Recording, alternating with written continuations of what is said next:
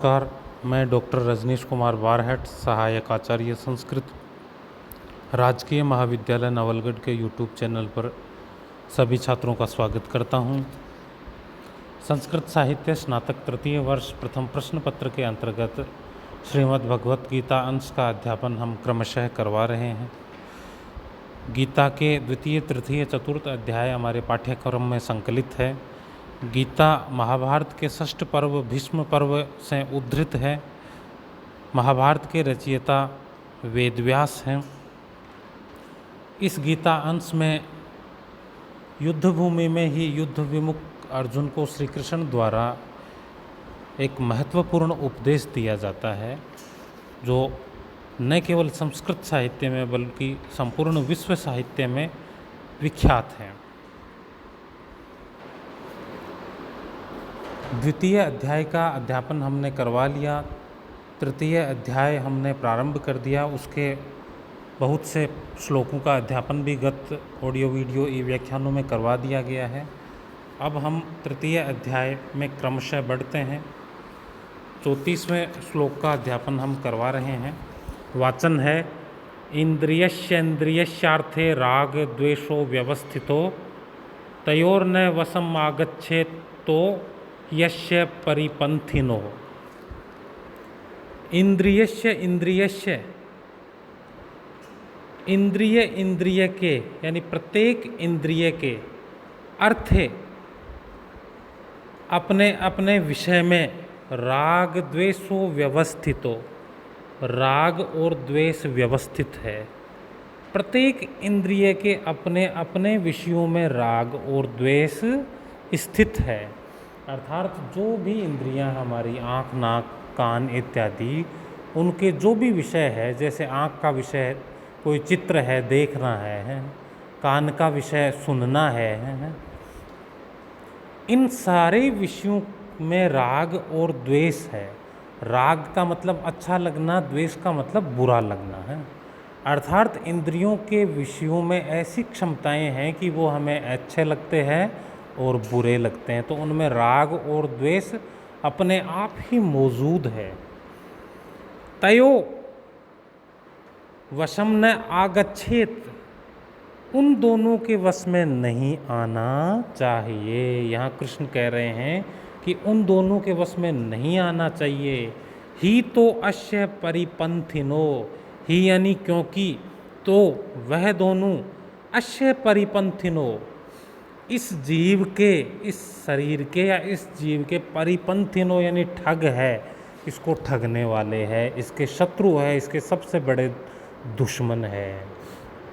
तो जो भी विषयों के, इंद्रियों के जो विषय है, उन विषयों में रहने वाले जो राग और द्वेष है, जो लगाव और घृणा है, उनमें प्राणी को नहीं पड़ना चाहिए, क्योंकि वो प्राणी को उसके मार्ग से विचलित कर देते हैं, विमोहित कर देते हैं, उत्कंठित कर देते हैं।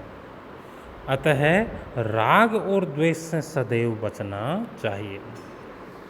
35वें श्लोक का वाचन है, श्रेयान् स्वधर्मो विगुणे परधर्मात् स्वानुतिष्ठितात् स्वधर्मे निधनम श्रेय परधर्मो भयावह। यहाँ कृष्ण अर्जुन को स्वधर्म का पालन करने का संदेश दे रहे हैं। वो कह रहे हैं, स्वानुष्ठितात् परधर्मात् विगुण स्वधर्म श्रेयान्। सरलता से आचरण में आने योग्य परधर्म से गुण रहित स्वधर्म श्रेष्ठ है। अर्थात किसी को दूसरे का धर्म अच्छा लग रहा, प्रतीत हो रहा हो, उसमें ज़्यादा गुण लगते हो और अपने धर्म में कम गुण लगते हैं, ऐसी स्थिति में भी स्वयं का अपना धर्म है, वो उस पराये धर्म की अपेक्षा ज़्यादा श्रेष्ठ है। तो जो मनुष्य के सम्मुख जो कर्तव्य है, जो उसका वर्तमान धर्म है, उस धर्म का पालन करना अन्य आदर्शों की अपेक्षा ज़्यादा श्रेष्ठ है। स्वधर्मे निधनम श्रेय, अपने धर्म में मरना भी श्रेष्ठ है। परत धर्म है भयावह है, और परत धर्म है वो भय को प्रदान करने वाला है, भय को देने वाला है। इसलिए हे अर्जुन, तुम क्षत्रिय के सम्मुख जो वर्तमान में समुपस्थित धर्म है, क्षत्रियोचित मार्ग है, उसका पालन करना तेरे लिए सर्वश्रेष्ठ है, बल्कि दूसरे धर्मों का पालन करना अभी श्रेष्ठ नहीं है। अतः खुद के धर्म का तू पालन करते हुए क्षत्रिय मार्ग पर आगे बढ़, क्योंकि अपने धर्म में तो मृत्यु भी श्रेष्ठ है, और जो दूसरा उसके अतिरिक्त दूसरा धर्म है वो भय को प्रदान कर देने वाला है। तो तेरे मन में जो विमुख विचार उठ रहे हैं उनका परित्याग करके तू स्वधर्म का पालन कर। इस प्रकार का संदेश श्री कृष्ण अर्जुन को देते हैं। 37वें श्लोक का वाचन है, काम एष क्रोध एष रजोगुण समुद्भवे महाशनो महापाप्मा विदध्येनम यह वैरिणम। रजोगुण समुद्भव, 3 प्रकार के गुण होते हैं, सत्व रजस तमस। उनमें बीच वाला गुण रजोगुण है। उस रजोगुण से समुद्भव यानी उत्पन्न होने वाला एष है काम है, एष है क्रोध है। यह काम और यह क्रोध महाशनय, बहुत ही खाने वाला है, बहुत ही विनाश करने वाला है। महापापमा, अत्यधिक पाप का हेतु है। एनम यह वेरिणम विद्धि, इसलिए इन दोनों को, इन काम और क्रोध नामक दोनों भावों को, जो पाप और नाश का हेतु है, इन दोनों को यह वेरिणम विद्ध, इस लोक में तुम वैरी अर्थात शत्रु विद्धि यानी मानो। ये जो काम और क्रोध जो रजोगुण से उत्पन्न होने वाले हैं वो अत्यंत खाने वाले और पाप के कारण है। इसलिए हे अर्जुन, तू इनको अपने शत्रु के रूप में मान, क्योंकि जो प्राणी है उसके सबसे बड़े शत्रु यह काम और क्रोध ही है। आगे 38वें श्लोक का वाचन है, धूमेन व्रीयते वह्निर्यथार्दशो मलेन च यथुल्वेनावृतो गर्भस्तथा तेनिदम् आवृतम्। यथा धूमेन वह्नि, जिस प्रकार धुएं से आग, वह्नि यानी आग, धूमेन तृतीय एक वचन, धुएं से, यथा यानी जिस प्रकार, जिस प्रकार धुएं से आग मलेन आदर्श है और मैल से दर्पण आवृयते ढके हुए रहते हैं, ढक जाते हैं, धूमिल हो जाते हैं, वो दिखाई नहीं देते हैं।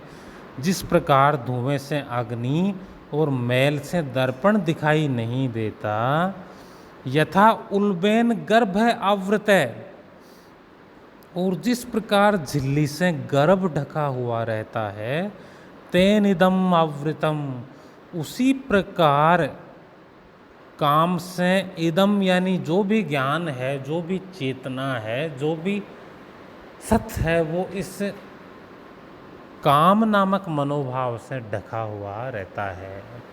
तो 3 उदाहरणों के माध्यम से, उपमाओं के माध्यम से समझाया है कि जैसे धुएं से आग ढक जाता है, मैल से दर्पण ढक जाता है, झिल्ली से गर्भ ढका हुआ रहता है, उसी प्रकार इस काम नामक मनोभाव से ज्ञान है वो ढका हुआ रहता है। इसलिए हे अर्जुन, तू इस काम पर विजय प्राप्त कर, इस काम रूपी शत्रु को जान समझ और उस पर विजय प्राप्त करते हुए अपने कर्तव्य मार्ग पर आगे बढ़। 39वां श्लोक है, वाचन है, आवृतम ज्ञानमेतेन ज्ञानीनो नित्यवेरिणा कामरूपेण कौन्तेय दुष्पूरेणानलेन च। कौन्तेय, हे अर्जुन, ज्ञानी ने नित्य वेरिणा,